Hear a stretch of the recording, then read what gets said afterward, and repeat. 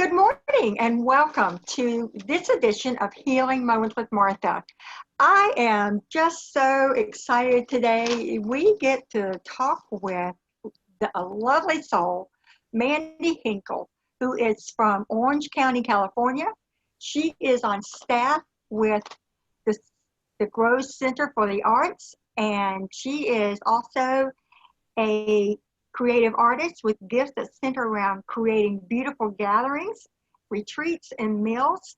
She is a certified functional nutritional therapy practitioner, and you will hear more about that at the end of our interview. So today, thank you so much, Mandy. I'm so glad to have you here. Yes, it's my pleasure. Thanks for having me. Well, we are just delighted that you're here. Mandy and I met officially, about 4 or 5 months ago. I think it was in a webinar class situation that was offered there at the Grove that I took. And I got to know this beautiful soul. And as hearing more of her story, I just felt like I wanted you guys to hear what her story is, because I think you'll find a lot of common ground. So Mandy, before we jump directly into your story, could you tell us a little bit about who Mandy Hinkle is? Yes. Well, like you said, I live in Orange County, but I grew up in Palm Springs area, Southern California. And I'm currently working part-time with the Grove, which is an organization that caters to artists and helping them achieve the goals that they have. But also I am a nutritional therapy practitioner, and I do that as well in tandem with the Grove.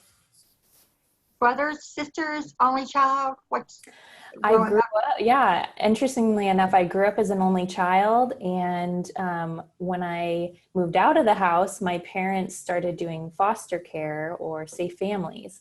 So wow. I do have a lot of brothers and sisters that are a part of my life. And I actually got to see them last weekend. Oh, fine. Yeah, I saw that. Yeah, I love that. I love those pictures that you shared. Those were awesome. So I know that you had shared on Facebook a while back, and I know that you have some slides that you will be sharing with us as we go through your story. So my first question for you was, you came to a point to realize that there was pain in your life and you were suffering from depression. How did you come to that conclusion, and how old were you when you had that aha moment? Yeah, good question. I had to think on that because I don't know if I knew exactly in the moment until it got really bad. But I think what generally happened was my health was not, I was not well. I was dealing with a lot of health issues.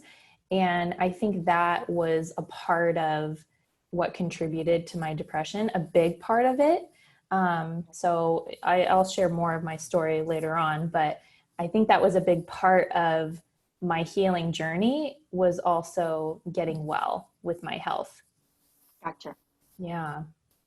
So would you mind sharing with us what what that was that you were struggling with physically wise? Because I know you mentioned that you were depressed, discouraged, and that there was pain. Yeah, if I may, I'm going to share, just have the slideshow going so you can kind of see. This is when I was 17, kind of at my peak.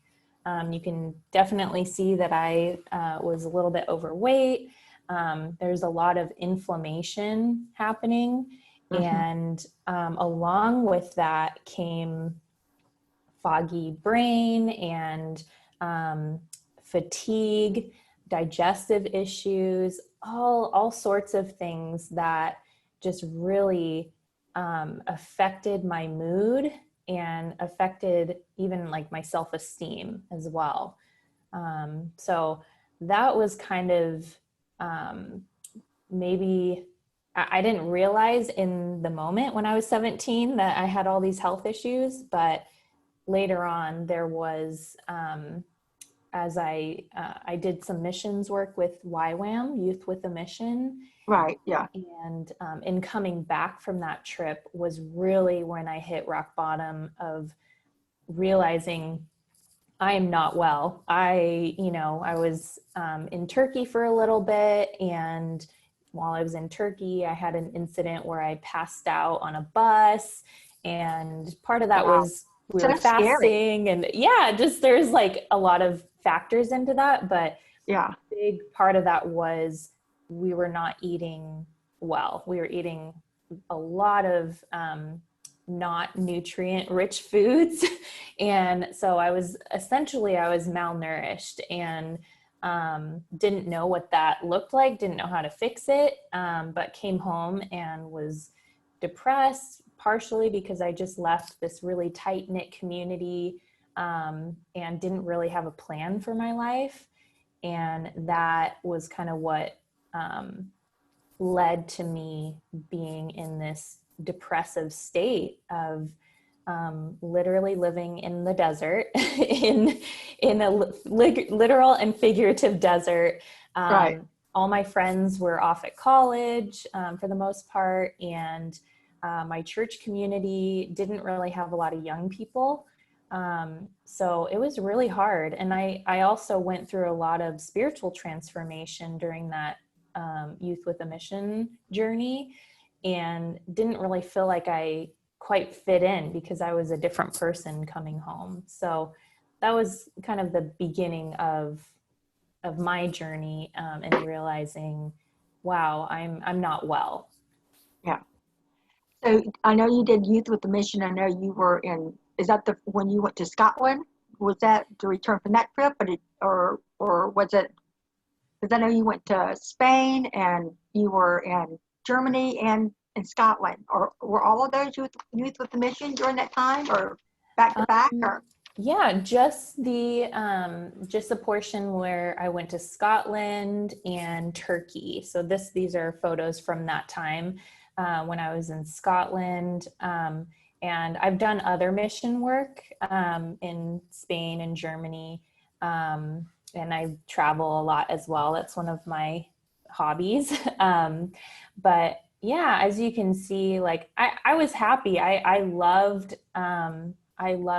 my community that I was part of. I was learning so much about my faith, and but I wasn't well. And I think when I got home, it just hit me like I'm not doing well. My mom commented like, "Hey, I think you should see a doctor. I think we should go see what's going on." And that's kind of good what for her. prompted, Yeah. yeah, Yeah. prompted that. So, So you got back home, and you're mhm, like, something's going on. yeah. Can you describe what you were feeling? Do you remember what you were feeling at that point about yourself, or and even towards God? I mean, I know sometimes when we're faced with hard things, our faith is a Yeah. little shaken. So yeah, Yeah, this is actually a photo of, I went to Tennessee to visit some YWAM friends and family.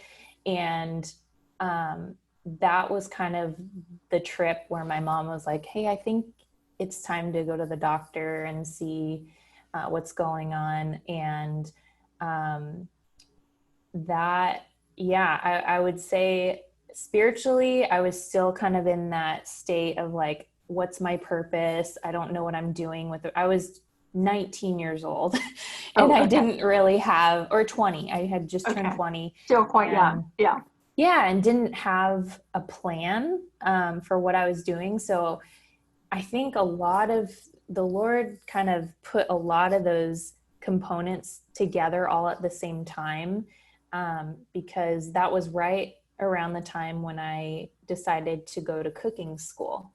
okay, That was kind of, you come back from a gap year and you're like, okay, what are you going to do with your life? What's your career path? right, yeah, And I checked out a Bible school and realized this is not like yeah, academics is not for me. I love right, learning, I love reading, but it just wasn't the right fit for me. And my dad had recommended or suggested, hey, what about cooking school? And I had, I enjoyed cooking for my family. I'm like, you know what, that could be kind of fun. It's a 6-month program, professional cooking program. It's local. I can work as I'm doing school, and it just was a really good fit. And that was literally like the same time that I went to the doctor and actually began my journey of getting healthy and getting well. So when your mother made the appointment, did you go to a holistic doctor or did you go to, may I ask, what kind of, what was the pathway you took? If I may ask. Yeah, we Yeah. have this really great, or my parents found this really great. She's more of like a naturopathic, but functional medicine doctor. So she's functional medicine, which functional means you look at the whole person. You're not just Okay. looking at the isolated Right. like organ or symptom. You're looking at, okay, what's your diet? What's your lifestyle? What if environmental factors could be playing into your health. Oh, okay. So that was kind of the approach she took, and that just blew my mind because I didn't know any other way. I thought, oh, what, am I going to have to take medicine for the rest of my life? Right. Yeah, Or, yeah. The you know, typical that we're all used to. And that was such a mhm. blessing to you. I mean, wow, what a beautiful gift that was to Totally. you, actually. Yes, Yeah. it changed my life. Like that one appointment, I'm probably the poster child for her because I like literally did what she told me to do and it worked, and I've never been the same. And Gotcha. and essentially what she prescribed me was, she said I would try the paleo diet. And that was kind of like around the time when it was becoming popular. CrossFit was a big thing, Hmm. still kind of is. And I said, okay. And my dad said, I'll do it with you. And that was Oh, awesome. a Yeah. big part of this Yeah. journey was having a buddy to do it with Yeah. me. Because it It, is really difficult to do on your own. it is very difficult to do it on your own. I agree. Mhm. That buddy system is, you have to have, as we both know, you have to have community. You know, Yeah, it doesn't do well to venture out on our own at all. So no. totally. So you went to the functional doctor in Hmm. in Tennessee. Where were y'all living at the time? Was that out of state for y'all, or did y'all live in Tennessee at the time? Or Actually, it was just on a visit, was kind of when I had that conversation with my mom about, okay, I need to go see the doctor. So when we came back to the desert, to Palm okay, Springs area, that's when we went to see my doctor. gotcha. Okay, Yeah. so you jumped on board with all that the doctor had to say, and I admire that because a lot of times when we get a prescription, so to speak, we'll think, oh, I can fudge here and there, or Hmm. whatever, or I might not agree with it, but I admire the fact that you're like, I really want to get well, so I'm going to do everything. Hmm. So Yeah. I think that's beautiful what you get, and even that's a gift to you, I think. So you and your dad jumped on board, did the paleo thing. What were your thoughts going into that, and what were you could what were your thoughts when you jumped into that, and could you tell a difference quickly, or did it take some time to Mm. see a difference physically and emotionally? Yeah, I tell my clients this. I I kind of had to decide, okay, am I gonna really give this a good college try, or am I gonna like kind of go in halfway? And because I get a lot of people that are asking, well, can I do partial, like maybe on the weekends I can like cheat a little, have a cheat day and all that. Yeah. And I think obviously like in moderation we want to be able to live our lives, but I think in the stage of um, having kind of a therapeutic experience, you need to be fully committed and give the attention that it needs. So what really helped me was having a clear plan in place. And that's what paleo brought for me. I did a 30-day challenge, is what they call it. It's kind of it's very similar to Whole30, which Whole30 is even more restrictive.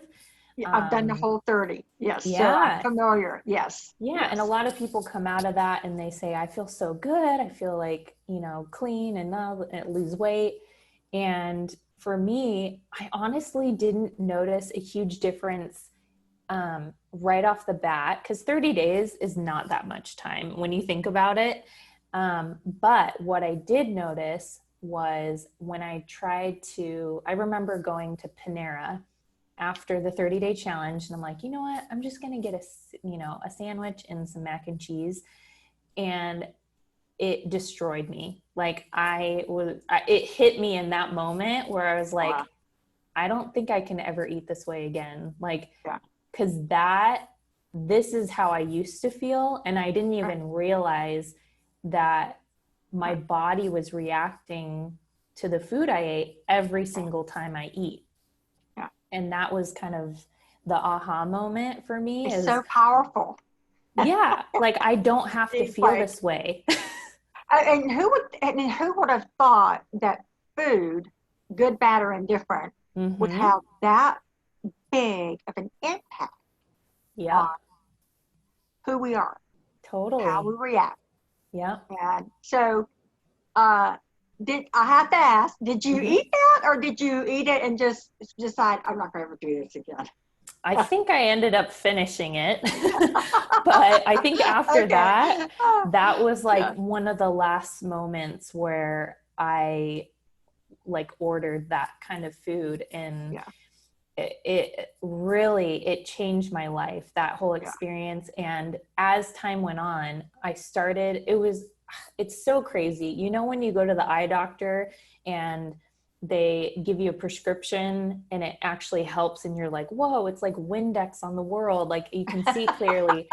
That was how it was for me as I started to feel better mentally.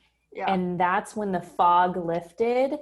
And I wasn't going through these mood swings. Like my friends growing up knew that, oh, Mandy needs a snack all the time, because I would go into these, what now I know are like hypoglycemic episodes of, I'm like totally different personality because I'm like so hungry, my blood sugar's low. And so now I know, and I have my snacks and I eat foods that are helping me stay more stable throughout the day. But it totally, I mean, the weight was great. I didn't really I knew I was overweight, but I didn't like recognize that there was any other way. I thought, oh, it's genetics. Like I'm just big boned or whatever. Yeah. Didn't know that there was any other way.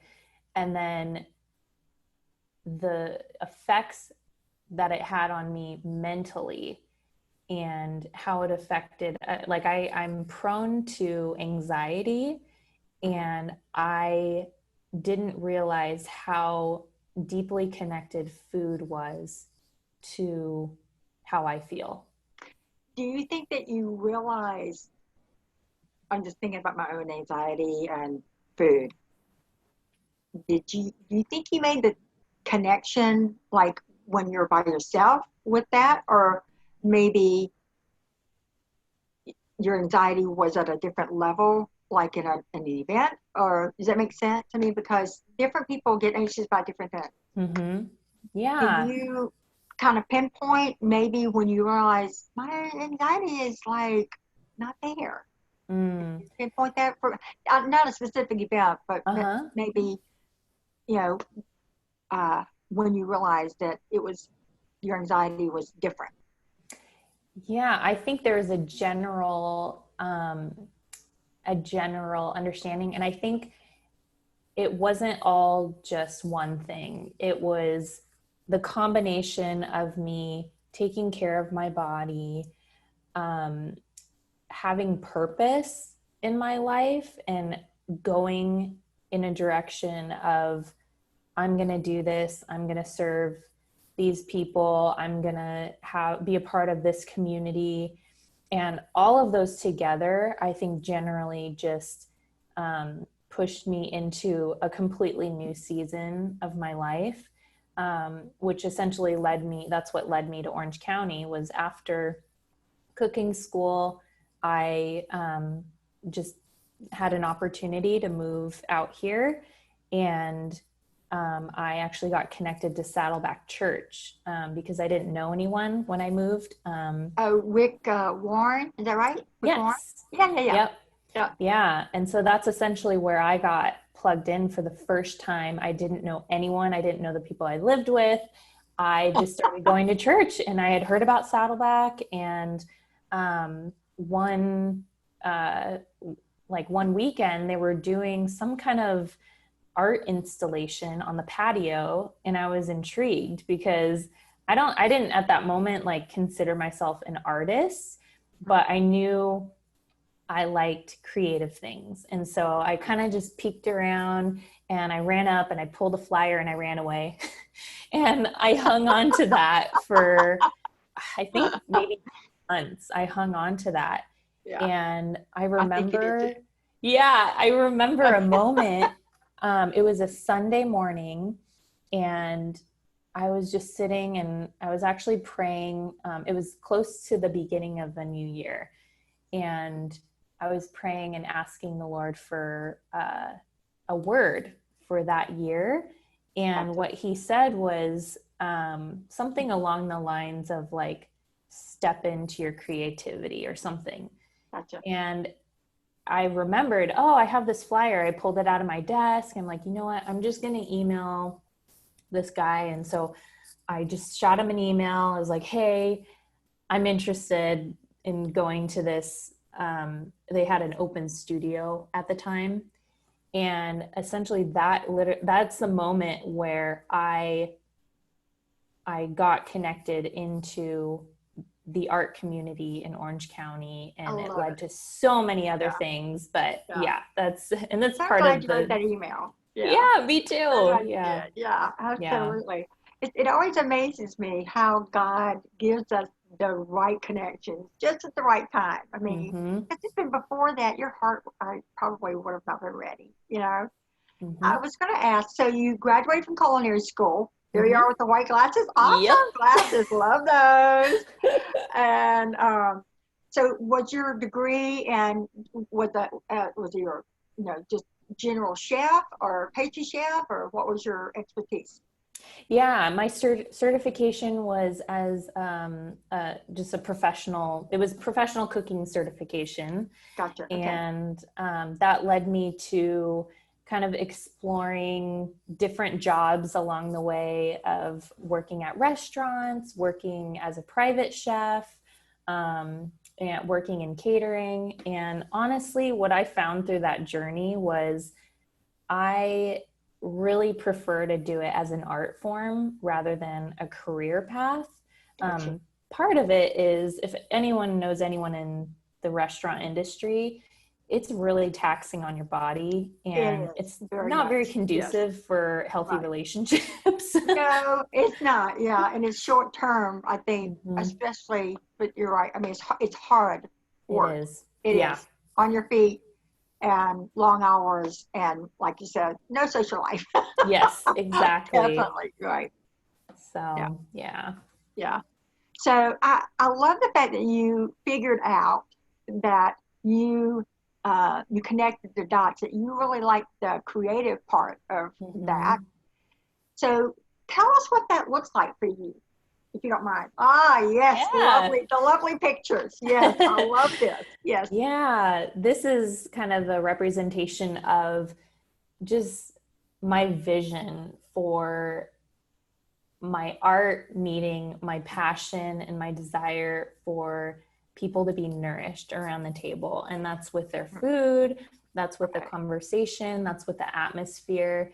And this was a project that I actually did through the Grove. So I was a part of the Grove. They do a cultivated artist experience, and Yes. you've heard I've of never that. taken, but I'm familiar. Yeah. Yeah. And we did our CPR process, which is our goal setting Hmm. process. And this was my project that I did, I was love it.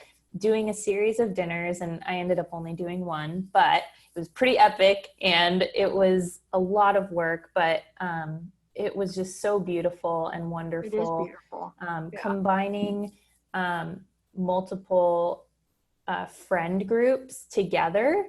And it was just such a wonderful evening. It was, just a beautiful experience. And this is kind of just a picture of what I love doing and what I want to do more of.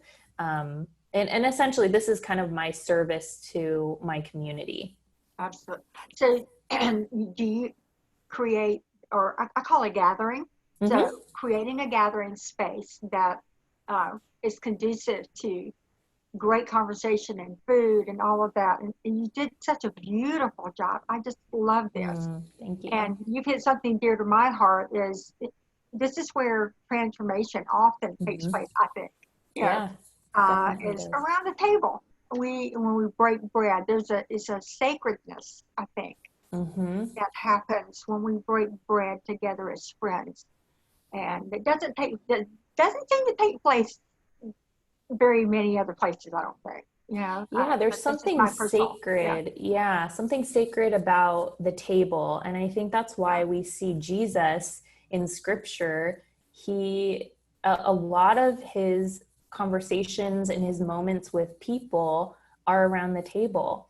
hmm, And yeah, I honestly see it as kind of the way um, to kind of break down walls. I know that right now we're in a weird time in our culture where we're not doing this. And I yeah, think that's a big contributing factor to some of the polarization, some of the depression, some of, all the negative things, is because we're not doing this together as I much. agree. I totally agree. Yeah. I mean, I told my daughter this is a little, well, it's kind of along the same lines, but just sharing communion with Mm-hmm. my brothers and sisters because the church that I attended, we did it every Sunday. And I Yeah. miss that. I miss Mm-hmm. that invitation to the Father's table and hearing my name. And I agree. This is such a vital part, and you're correct. This is where Jesus did a lot um, of teaching, and Mm. lives were changed. And yeah, I love it. Um, so when you create a space like this, um, there's another one, and outside you've got some other things that you shared with me. You've done for some restaurants and things. Do you create, like for the Grove, did you create and design the menu and everything? Did you cook it too, or did you just design the aesthetics of it, or what did you do Yeah, specifically? my connection with the Grove, we started doing a few one-off retreats through the Grove, and those were just, one weekend we'd take a group of artists and go up into the mountains, and I would cook for them. And about 5 years ago is when Joey came to me and he said, I think we want to do a year-long journey with artists. So that means 3 to 4 retreats where we all come together. We kind of journey through this um, spiritual formation and also creative progress journey together. And a big part of that is the retreats that we do and the gathering that we do around the table. And so that was kind of, I would create the menus for that. And a big part of that, and still is making sure that it is nourishing. It truly is nourishing the artists throughout the weekend. Because I don't know if you have an experience, maybe everyone has some kind of experience like going to a camp or a retreat, like a church retreat, where you can tell it's really just intended to like check the box of, okay, we fed people. It's Right. it's very carb loaded. And when you're done, you feel, oh my gosh, I either overate or I feel just not at my Right. optimum Exactly. performance level.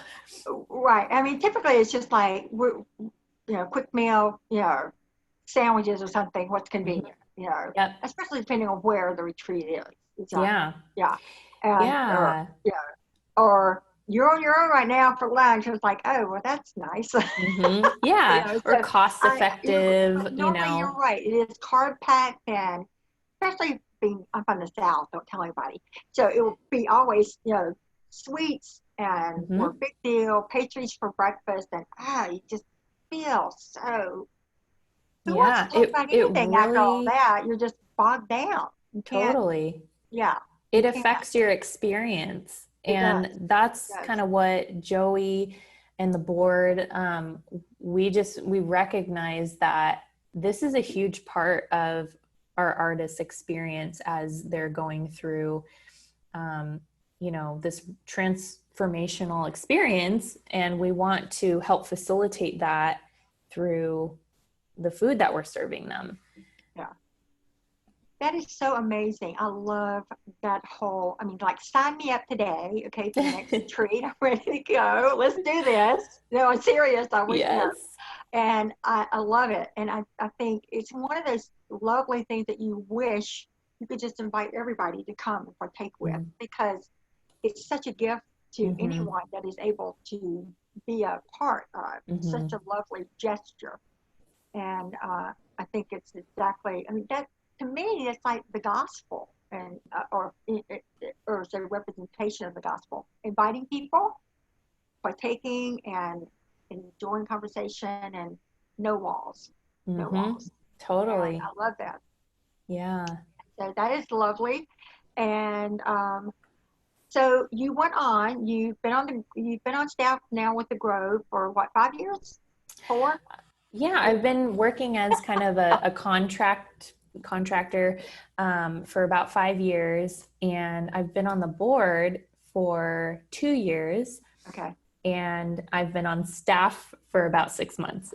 Gotcha. So, Okay. All right. yeah. Okay. Gotcha. I knew there was a timeline difference there. Mm-hmm. So, um, so you got your certification from culinary school, went to Mm-hmm. Orange County, got plugged in to church and to the Grove, and then you went back recently and you became the functional nutritional therapist. Mm-hmm. So tell us a little bit about that journey and what prompted you to go further into your nutrition, and just tell us about that, if you don't mind. Yeah, that has been kind of the culmination of so many different passions of mine, my own journey. And it's just, yeah, it made so much sense. And actually, ironically enough, I was on a Grove retreat when it hit me. Like it was just like a light bulb. I was like, I think this is my next step, is to do this certification. And it was kind of scary for me because I didn't go to college, and I was kind of nervous to do that because of Yeah. my history with school. I barely graduated high school. I didn't do well at math. And it, Neither did I. Most of yeah, us don't. who Most does, creative people don't, I don't Yeah, think. yeah. So it made so much sense to continue that journey of learning, how do I take the food preparation to the next level of now understanding how food affects the body. Gotcha. I love, yeah. Did you find that the healthier you got and the more healing that you had emotionally affected affected your creativity? Because I know you also do a little bit of watercolors as well now. Yeah. Yeah. This past year, I think it was last year. It's hard to tell. But last year I was invited to be Saddleback Church's artist in residence. And what that means is for the entire year or the season, you have the opportunity to have a workspace and also do a show at the end, and also teach the community different things. So I did hand Awesome. lettering That's workshops, beautiful. and at the end of the year, which was last year, I did a show, which was a combination of hosting a dinner, which this was the dinner, in my home, and then photographing that and doing a show in combination with my hand lettering. So if you can imagine that. So Yes. this is our den in our home, and I did an art show that was called The Art of Gathering. I love this.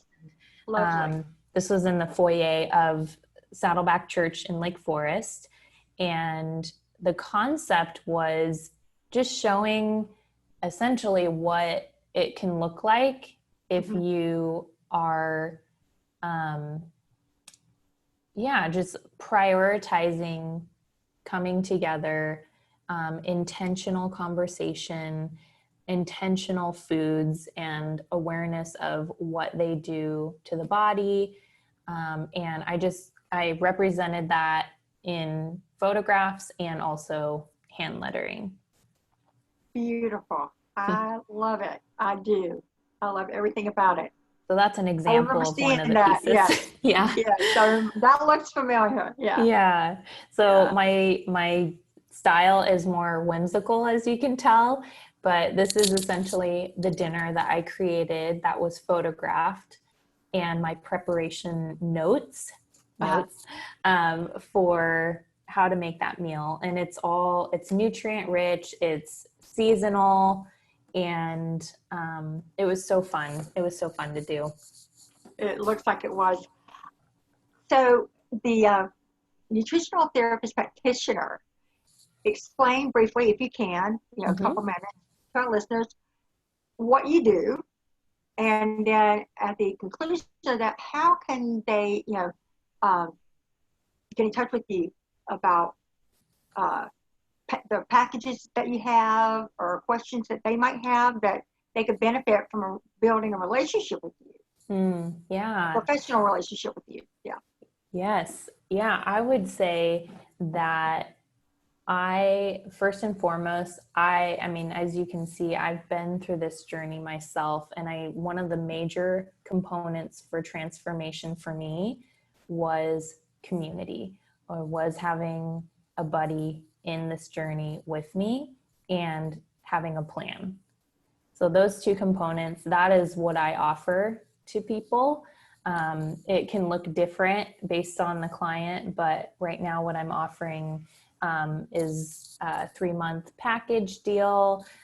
We have a couple of appointments. We do coaching. I do meal planning for them. But essentially what I want to provide for people is accountability, support, and a plan. Gotcha. So, yeah. Do they need like a medical diagnosis prior to making an appointment with you? Or, let's say I'm overweight and I don't really know why. I mean, would you prefer people to go and have a diagnosis to make sure there aren't any underlying, or what do you think what do you think works best? Or you have No, thoughts on that? I would say we all come in from varying levels. I have clients that do have diagnosed health issues. I can't treat anyone Mhm. because that's not within my scope, but I Right. can help support, I can help my clients support their bodies in the specific areas that they need support in.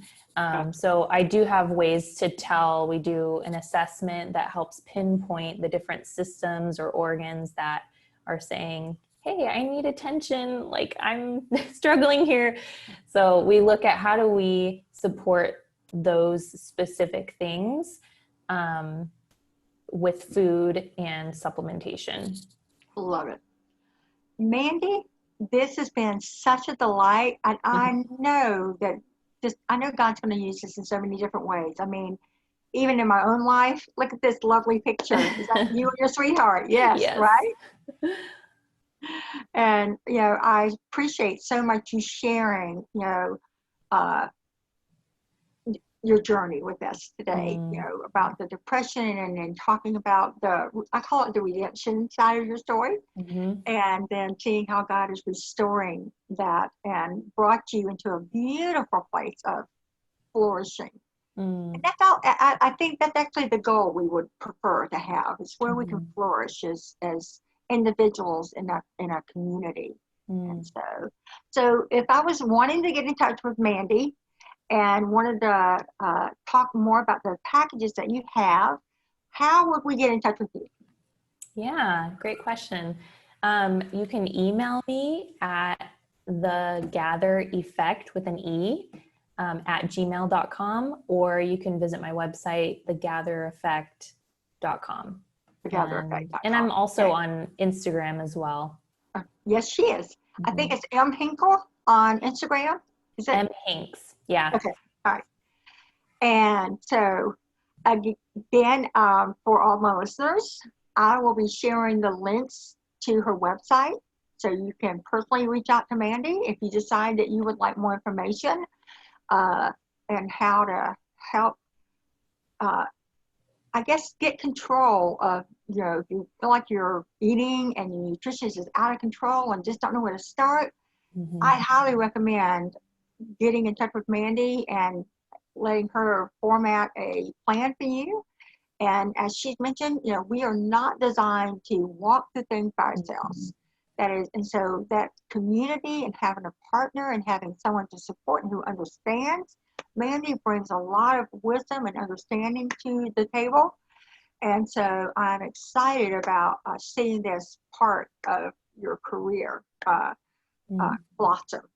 And so thank you again, Mandy, for today. It's been a delight, as I knew it would be. I was not Aw. surprised by that element at all. I do want to thank my listeners who are faithful and following us and give us feedback. I appreciate Jeff Duke of Duke Legal Services, who is one of my sponsors, and appreciate that.